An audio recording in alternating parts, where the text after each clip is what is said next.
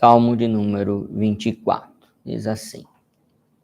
Salmo de Davi, de Yahvé é a terra e tudo que nela se contém, o mundo e os que nele habitam. Pois ele fundou-a sobre os mares, sobre as correntes estabeleceu. Quem subirá ao monte de Yahvé? Quem permanecerá de pé no seu santo lugar? O que é limpo de mãos, puro de coração, que não entrega a sua alma à falsidade, nem jura dolosamente. Este obterá a bênção de Yahvé, a justiça do Deus da sua salvação. Tal é a geração dos que o buscam, dos que buscam a face de Jacó, Selá. Levantai, ó portas, as vossas extremidades, levantai-vos, ó portais eternos, para que entre o Rei da Glória. Quem é este Rei da Glória? Yahvé forte e poderoso, Yahvé poderoso nas batalhas. Levantai, ó portas, as vossas extremidades, levantai-vos, ó portais eternos, para que entre o Rei da Glória. Quem é este Rei da Glória? Yahvé dos exércitos. Ele é o Rei da Glória, Selá. Nós estamos diante deste salmo, que é um salmo, um hino, e está dividido em estrofes, de Davi. E nós vemos que há uma divisão aqui mostrando o seguinte: dos versos de 1 a 2, nós vimos que trata-se o assunto que é a obra de Cristo na cruz. Então, vemos isso quando diz que os mares foram, que o mundo foi criado nos mares. Então, nós vimos que o mar é o mar da purificação, da obra de purificação de Cristo. Então, está se tratando da segunda criação. Vimos que, dos versos 3 a 6, Yahvé, o Senhor, Jesus, fez esta obra de purificação, de obra sacrificial de Cristo na cruz, para que o povo, seu povo, os eleitos de Deus, pudessem adorar, entrar no santo, na casa do Senhor e adorar. E nós vemos isso porque nos versos de 3 a 6, a pergunta: quem pode subir ao monte? Há requisitos para isso? Há uma resposta a esta pergunta, e no verso 6 diz: não só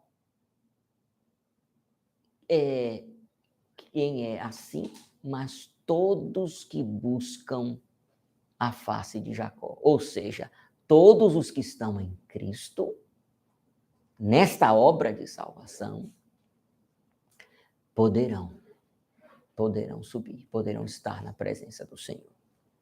Vemos isso, então, este é o segundo ponto. E no terceiro e quarto ponto, nós temos um assunto geral que é a glorificação, que é o resultado desta obra. A obra foi bem sucedida, Cristo venceu, Cristo Jesus, ele teve a sua glorificação na obra, mas tem uma divisão nesta glorificação. Aqui, dos versos 7 ao verso 10, nós temos esta segunda parte do Salmo, que é a glorificação. Dos versos 7 a 8, é a glorificação de Jesus por sua obra, especificamente nesta obra. E dos versos 9 a 10, a glorificação de Jesus como Deus de todo o universo. Então, essas são as divisões do texto. Estamos vendo, então, aqui o ponto que diz o seguinte: Cristo é o único que pode entrar à presença de Deus, não ser destruído pelo seu poder, nós vimos isso. Cristo tem as qualificações para adorar e receber os méritos devidos, ainda estamos tratando dessa parte, mas o ponto geral que estamos vendo, que é dos versos 3 ao verso 6, diz assim: Cristo é o sacerdote, porque está relacionado conosco. A obra de Cristo, mas está relacionada conosco, é o sacerdote que nos substituiu, que se purificou para a purificação dos eleitos. Então, todo o texto, todo o ponto, que é do verso 3 ao verso 6, fala de Cristo, da sua capacidade, dos seus atributos para adorar, para receber também de Deus o resultado, bom resultado, mas fazer com que os eleitos também adorem, como está no verso 6. Este é o tema geral e nós estamos especificamente ainda tratando sobre os requisitos e Cristo atendendo a esses requisitos. É isso que nós estamos tratando. Verso de número 4, ainda estamos assim. Verso de número 4. Vimos na mensagem passada o requisito limpo de mãos. E hoje vamos ver puro de coração. Porque é o que está, veja aí, verso 4. Quem pode subir, o verso 3, pergunta, quem pode subir ao monte?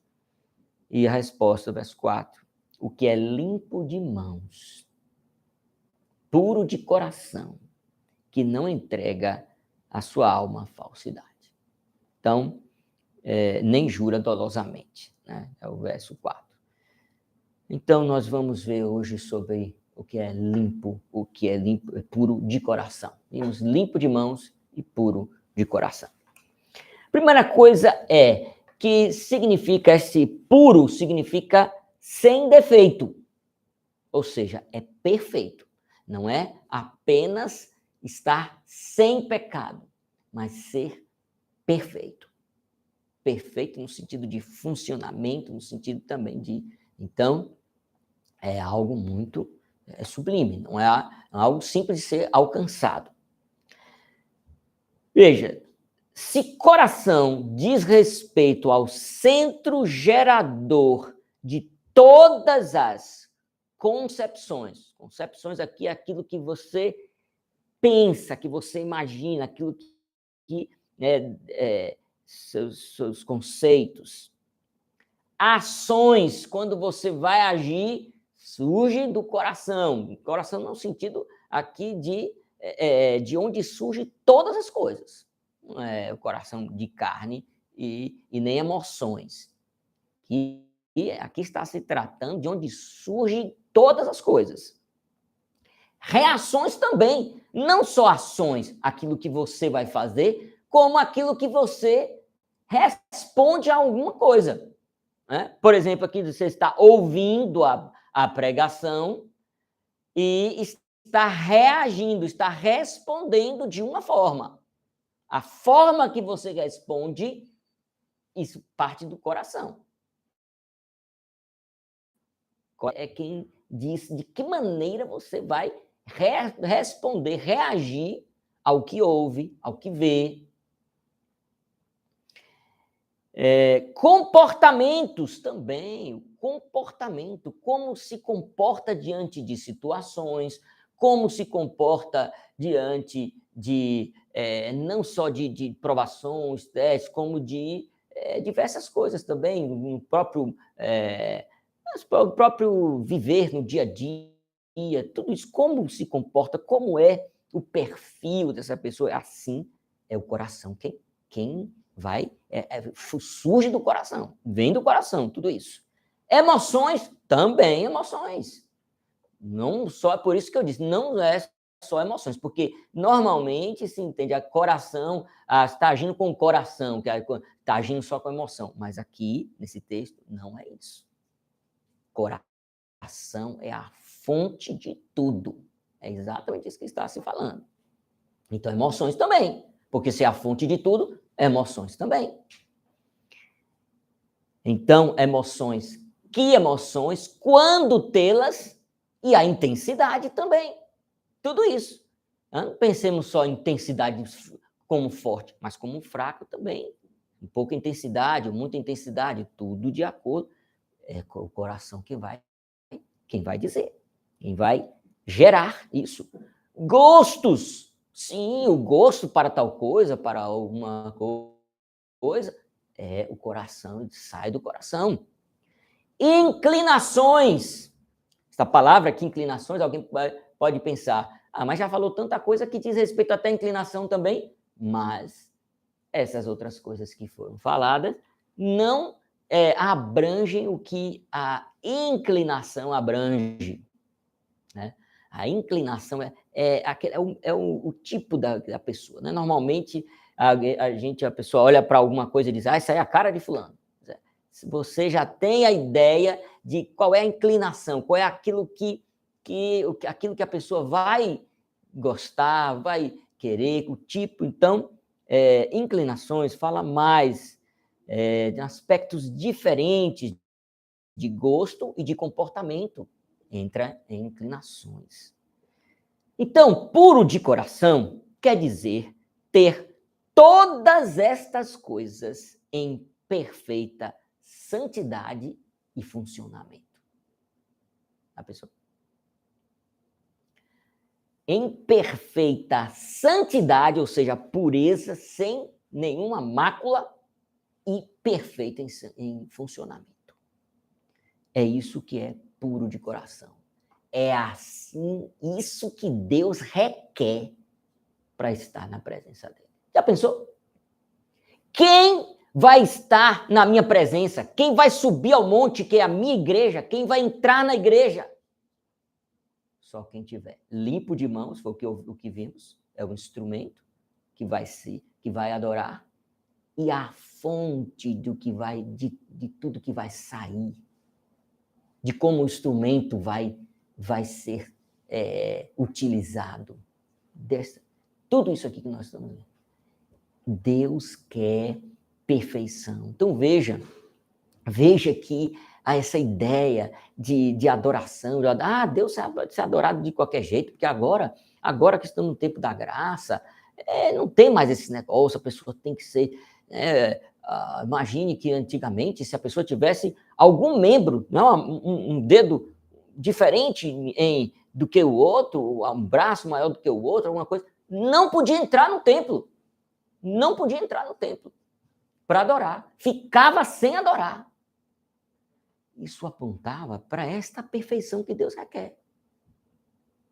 Para isso que apontava.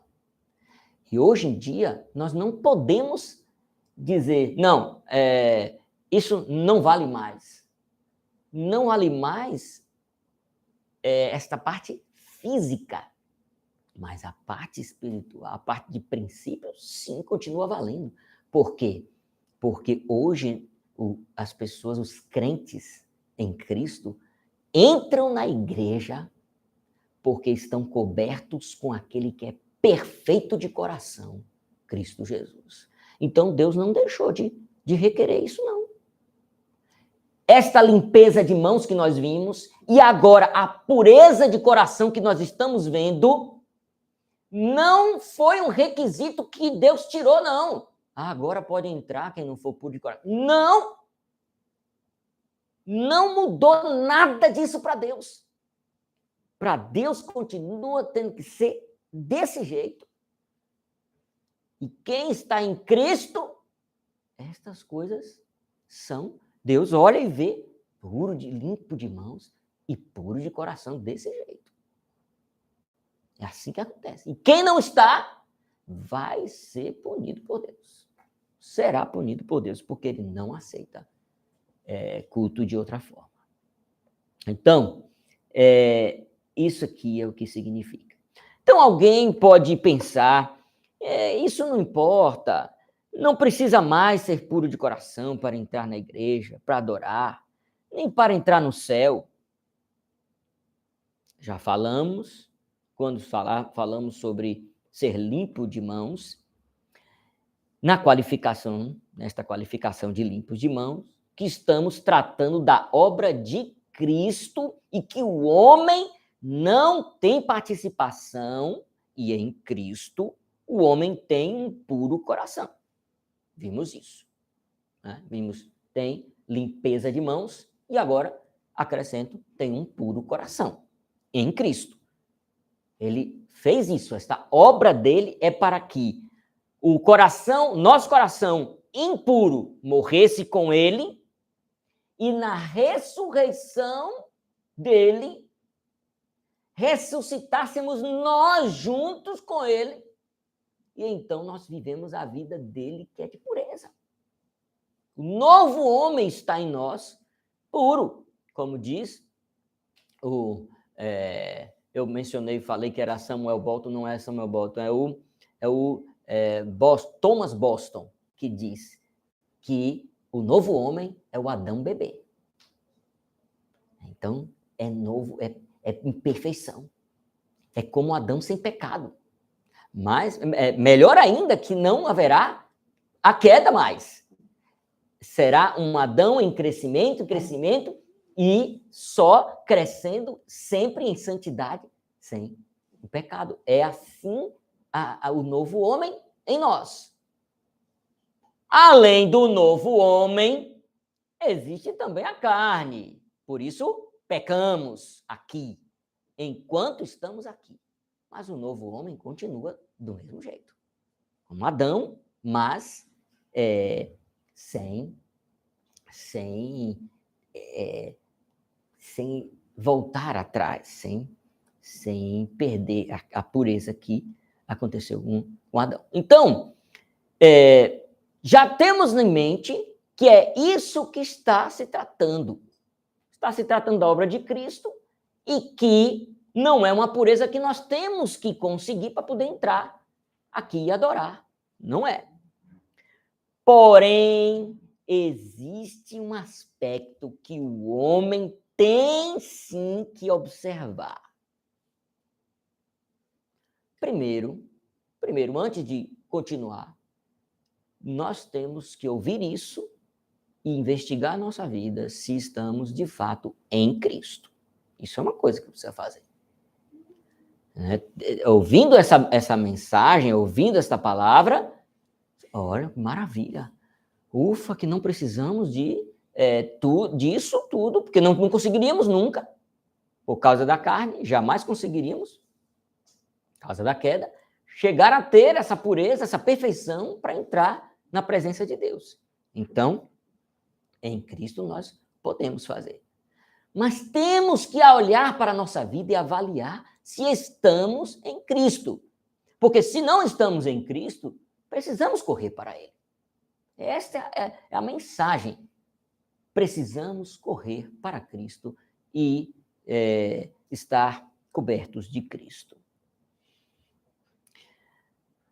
Mas, continuando, existe um aspecto que o homem tem sim que observar, que é, já tendo recebido sua salvação, estando em Cristo, passa agora a viver naturalmente um filho de Deus, desejando agir como um filho de Deus, como Deus age, como é Cristo.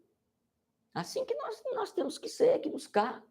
Assim como ele é santo, sabemos que a carta de João, né, primeira carta de João, está falando de Jesus desde o início. Nós estamos falando de Jesus. João disse: aquele que vimos e ouvimos e aprendemos é de Jesus que está se falando. Aí quando chega mais à frente, se não me engano, no capítulo 5, diz assim: aquele que tem essa esperança é de Cristo, da salvação em Cristo.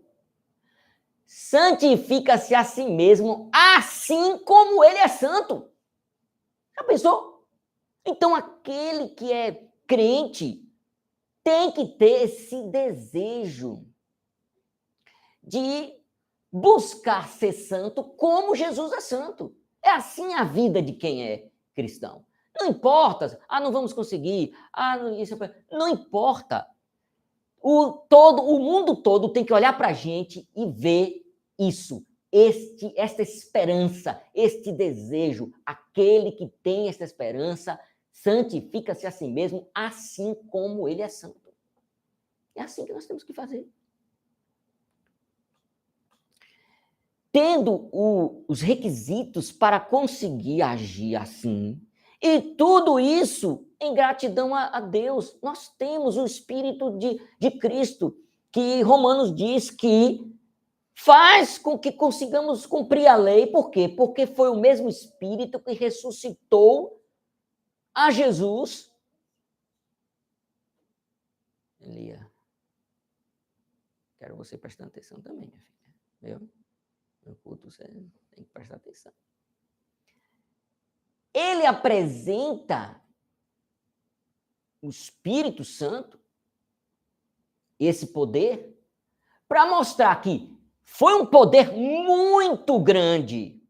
O poder foi tão grande que não vai haver a necessidade de um poder tão grande quanto foi o poder de ressuscitar Cristo, porque estava em Cristo morto nos delitos e pecados todos os eleitos e com todos os pecados de cada um deles. Então, poder para ressuscitar Cristo, jungido a Cristo, todos esses eleitos mortos, todas essas eternidades, imagina, não foi uma eternidade só, foram eternidades de cada eleito. Um poder absurdo, é um poder inominável, é um poder infinito, algo que não temos dimensão para calcular. O poder que ressuscitou a Cristo, o poder do Espírito Santo.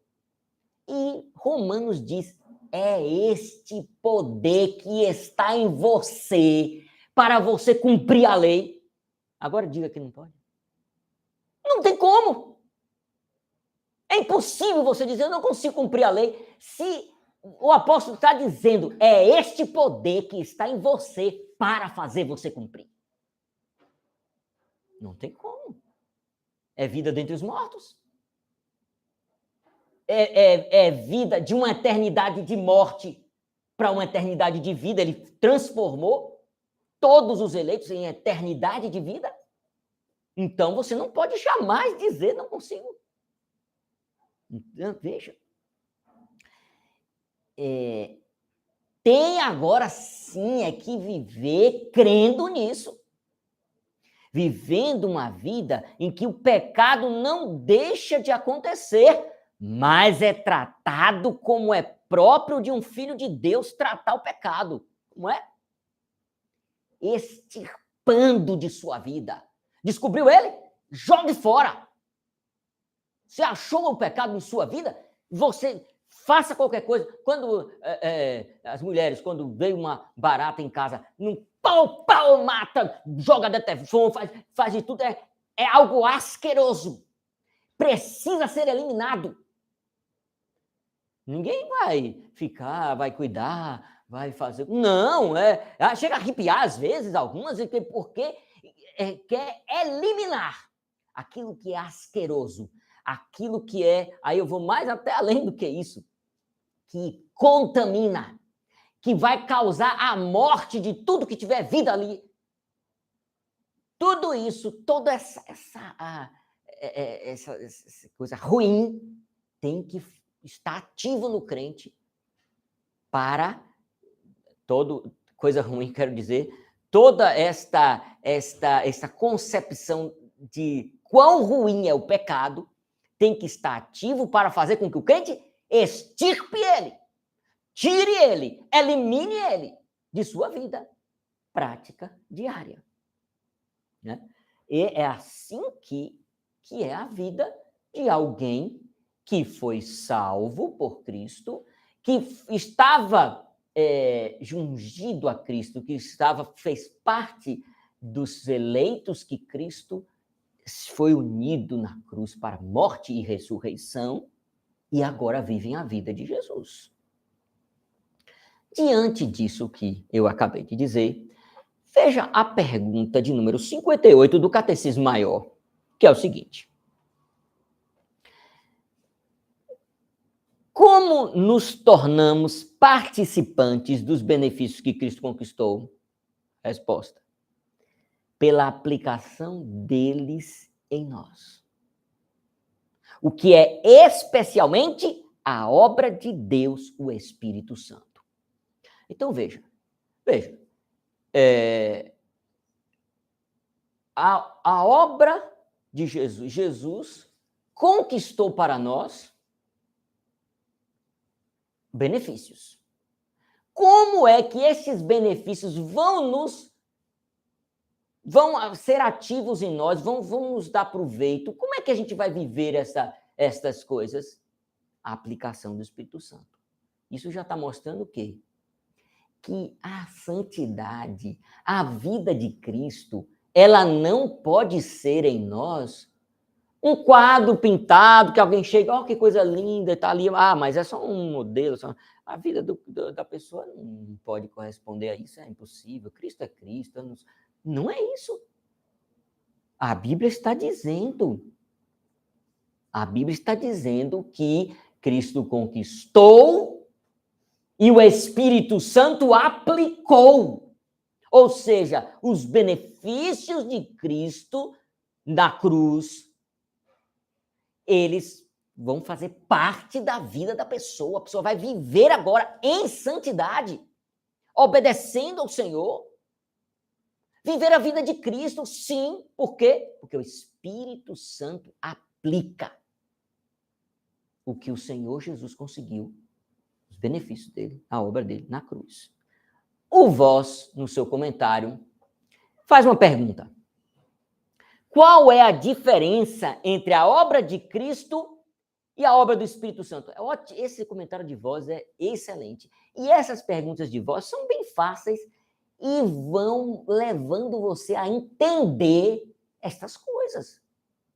Uma pessoa que já pensava que, não, Cristo morreu e agora eu posso viver aqui como eu quero e tal, estou indo para a igreja, estou fazendo uma coisa, mas não preciso dessa coisa para viver, para cumprir a lei, essas coisas e tal. Quando vê essas coisas aqui, comentários, vão entendendo, peraí, realmente não dá para ser assim. O Voz pergunta, qual é a diferença entre a obra de Cristo e a obra do Espírito Santo? Veja a resposta. Cristo conquistou a redenção para nós. O Espírito Santo aplica em nós para que experimentemos verdadeiramente os seus benefícios. Então, quer dizer que Cristo conquistou santidade, todas essas coisas que conquistou para nós, benefícios da cruz, e aquilo não é uma coisa assim só para a gente ver? Não, não é. O Espírito Santo faz com que nós passemos a viver as coisas. Então não é para inglês ver, não. É realmente para viver. É para ter essa experiência de vida, de viver. Veja, a realidade de um coração para quem crer na Bíblia, para quem crê na Bíblia verdadeira, precisa um coração limpo, aquele que foi trabalhado pelo Senhor, aquele crente que foi salvo em Cristo. Olha essa realidade do que é um coração sujo. E quando ela vê isso, não pode ter na sua mente, não é assim mesmo que acontece com o pecador. Eu sou pecador também, sou pecador e a carne está em mim. É assim que é. Não é essa atitude. Porque quem passou pela obra de Cristo e o Espírito Santo aplicou os benefícios, quando ele vê a realidade do que é um coração sujo, ele tem que desejar ardentemente o coração limpo.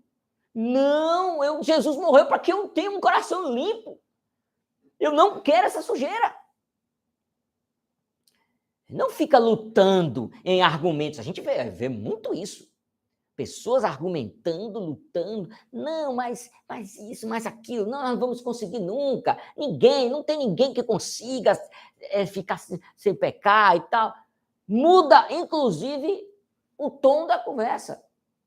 Não, nós não cremos de maneira nenhuma na perfeição aqui. Não vamos obter. É uma heresia. É por isso que nós somos firmes na ortodoxia presbiteriana. A nossa confessionalidade tem uma segurança muito boa. É heresia para nós, presbiterianos, esta doutrina da perfeição para um crente quando estando aqui. Não vamos alcançar isso. Não vamos. Todo dia vai pecar. Os crentes, o melhor crente que já viveu, todo dia vai pecar. Não tem condições de ter perfeição. Mas o que é crente, ele não pega essa verdade e coloca debaixo do braço como um cartão para você tá me pregando santidade? Tome aqui para você, olha. A Bíblia diz que o crente vai pecar todo dia. Então me deixe com meus pecados. Isso é loucura. Isso não é próprio de crente. Um elemento desse não é crente. Não pode ser. O crente quer coração limpo. O crente, quando olha para Cristo e vê, ele é limpo de mãos, eu quero ser. Ele é puro de coração, eu quero isso. Então, a verdade, que o crente vai pecar todo dia, ela não vai servir de um cartão para dar carteirada nos outros, não. Ela vai ficar lá no lugarzinho dela e o crente verdadeiro vai buscar ser limpo. É isso que vai estar na frente dele. Quem tem essa esperança, santifica-se a si mesmo, assim como o seu Salvador Jesus Cristo é puro, é limpo.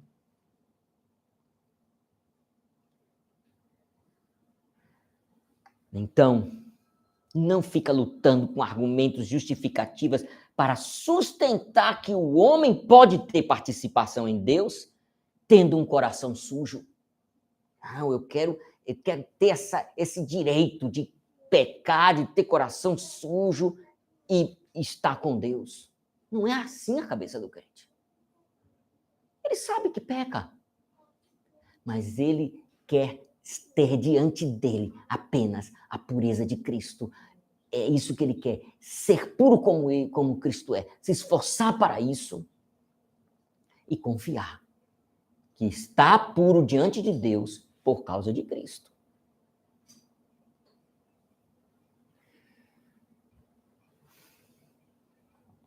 E eu tenho outras coisas para falar, mas eu quero finalizar com uma que é o seguinte: o que é um coração sujo? Porque eu falei isso aqui, estou preparando o campo para a gente mostrar a pureza, o que é a pureza de coração. Mas antes de mostrar a pureza do coração, e que a gente precisa de trabalhar para a pureza de coração, vou mostrar isso também, o trabalho que o crente faz para ter seu coração puro, nós precisamos enxergar o que é um coração que não é puro. O que é um coração sujo? É um coração com corrupção, com violência. Gênesis 6:5. Vou nem clicar aqui porque a gente já sabe, todos nós sabemos esse texto. Gênesis, que diz que o Senhor se arrependeu de ter feito o homem, porque disse: é continuamente mal todo desígnio dos homens. E nesse contexto, fala de corrupção e violência. Coração sujo tem corrupção e violência associada. Coração sujo tem malícia e maus pensamentos. Jeremias 4,14 diz, o profeta diz para o povo de Deus, é o povo de Deus. Lava o teu coração da malícia, ó Jerusalém, para que seja salva. Até quando hospedarás contigo os teus maus pensamentos? Quero que você veja que ambiente insalubre, que ambiente horrível, que coisa putrefata, que coisa horrível é um coração sujo. Tem que ter em mente isso, para a gente desejar o coração limpo. Veja mais. Maus desígnios, homicídios, adultérios, prostituição, furtos, falsos testemunhos, blasfêmia. Esse texto é conhecido, Mateus 15:19, porque do coração procedem os maus desígnios, homicídios, até todas essas coisas que eu citei. E aqui eu quero trazer uma palavra do Dr. Martin Lloyd Jones sobre essa questão.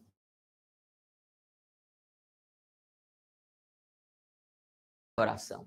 Porque hoje em dia, não é hoje em dia só não, viu? Desde a época do Dr. Lloyd Jones e até antes, o homem inventou que o ambiente é quem faz o camarada. Então, se aqui o ambiente é quem faz o camarada. Então, se a pessoa está vivendo num ambiente onde todo mundo faz coisa errada, ele vai fazer também. Ou seja, o que é que está se dizendo? Que o mal não vem de dentro do homem, não vem de fora. É de fora para dentro. Os psicólogos, todo esse pessoal de comportamento que vai falar sobre o comportamento, vai dizer isso aí. Vai falar isso. Aí sabe o que o Dr. Lloyd Jones disse? Que para mim foi uma sacada. Preste atenção nisso que você vai achar uma sacada impressionante. Nunca mais você vai acreditar nesta falácia do diabo de que o mal vem de fora.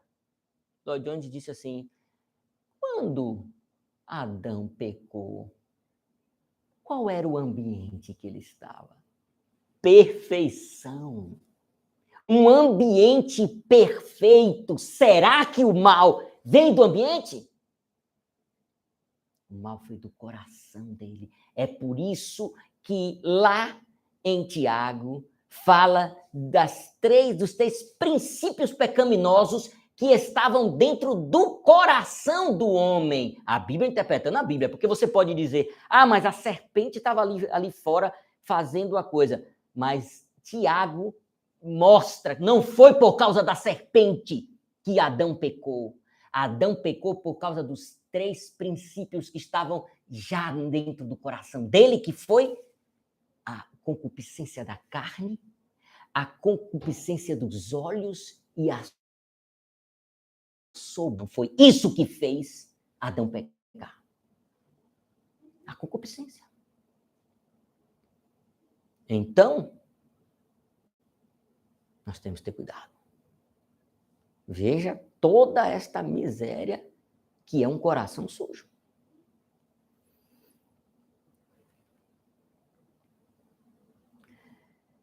Enganoso. Veja, um coração sujo é um coração enganoso. Mais do que todas as coisas. Olha para isso. Um coração sujo, ele é mais enganoso do que o maior enganador, do que o maior falsificador. Mais do que todas as coisas. Desesperadamente corrupto. Não é uma corrupção simples, não. Pecado sujo. O coração sujo é uma corrupção desesperada. É algo terrível. Jeremias 17:9. Um coração sujo é um coração que tem trevas. Mateus 6:23 diz assim, veja, Se, porém, os teus olhos forem maus, todo o teu corpo estará em trevas. Esse capítulo aqui, você pode dizer aqui, mas está falando dos olhos, não está falando do coração. Esse capítulo aqui está falando de coração. Você for ler o capítulo, você vai ver, está falando de coração. Está falando de fazer coisas secretamente para quê? Para que ninguém veja. Por quê? Porque o que importa é o que está no seu coração, como você faz no coração. Oração, jejum, as coisas todas estão aí nesse capítulo. É falando de coração. Não está falando de olho, de luz, como fosse o olho. Não, é o coração. Então, um coração sujo, um coração em trevas. Um coração sujo é um coração escravo do pecado. Romanos 7:25. Eu, com a minha mente, sou escravo da lei de Deus, mas com minha carne, escravo da lei do pecado. Então, coração sujo é um coração escravo do pecado. Agora, você já viu quanta coisa ruim? Será que você realmente quer viver uma vida que você diga assim, Jesus já me salvou, diante de Deus, como eu estou coberto com Cristo, então, diante de Deus, meu coração é puro, minhas mãos são limpas, eu agora posso viver como eu quiser. Posso viver piorando meu coração, posso viver com um coração sujo e sujando mais ainda. Será que é assim?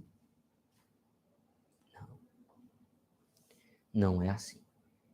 Não é assim mesmo que acontece com um crente. Então, eu conclamo que você olhe para a obra de Cristo e tenha certeza absoluta que se você não tiver agindo de maneira a corresponder com esta obra, como é isso? Não é você ser puro por você mesmo. Mas é você, com a ação do Espírito Santo que nós vimos no início, você está tentando fazer. Você está neste ambiente. Você está lutando contra todas essas correntezas, com essa correnteza, com o mundo. É assim que é a vida do crente. A vida do crente, nesse mundo em que ainda tem este contato com o pecado, é uma vida em que tem que ir se desvencilhando do pecado. Tem que estar limpando, se limpando, se limpando. Por isso que nós fomos feitos sacerdotes. O sacerdote tinha que se limpar, que se purificar diariamente. Porque ele tinha trabalhos o trabalho dele era no templo diariamente. Ele tinha que ir ao templo trabalhar, mexer nas coisas, fazer. E para mexer ele precisava se limpar, se lavar. Quando Cristo nos fez sacerdotes, ele queria nos ensinar isso. Você agora é sacerdote, você tem que se limpar diariamente. Diariamente. Buscar isso. E isso é a vida de Cristo em nós. É alguém que não vai se conformar nunca em pecar diariamente ao Senhor. Vai se entristecer, vai se arrepender, vai buscar mudança de hábitos, vai buscar, se tais coisas estão me fazendo pecar, eu vou ver o que é identificar, já vou mudar meus hábitos, mudar as coisas para não pecar mais contra o Senhor.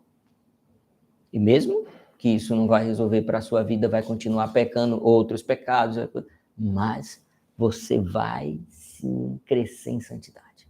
Porque a santidade que o Senhor aplica a nós, ela se chama progressiva. Ela progride. Ela cresce. É como um ser orgânico.